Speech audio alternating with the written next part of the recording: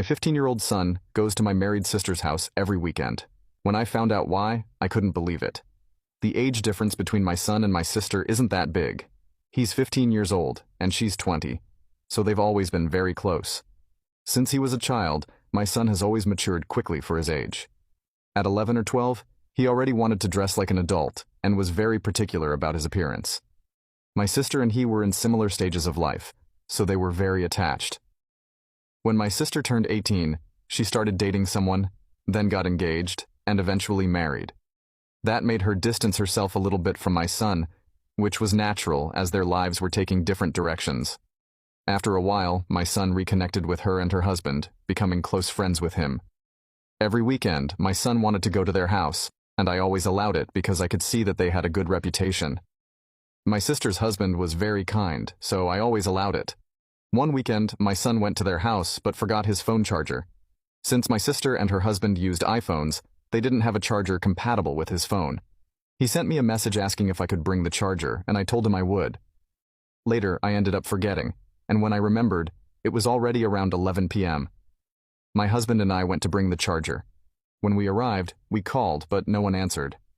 Since my sister lives in a house below my parents', we entered because the gate was open.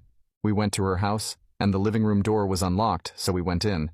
Everything was very quiet, and I thought everyone was already asleep. I went to my sister's room, and when I opened the door, you won't believe what I saw. Now you can watch the second part by pressing share and more. Part 2. As I stood there, frozen in place, my heart dropped. She was sitting on her bed, tears streaming down her face.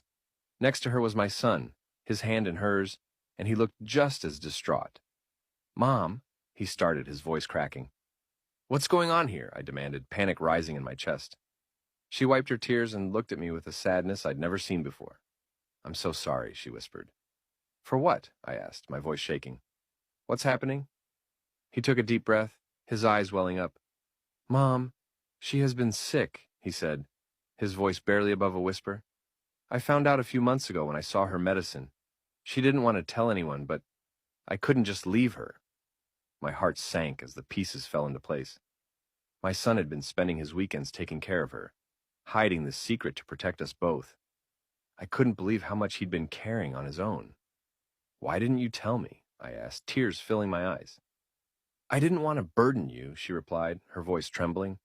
"I thought I could handle it, but he found out. He's been here every weekend, helping me get through it." I couldn't hold back the tears any longer. I wrapped my arms around them both, overwhelmed by guilt and gratitude.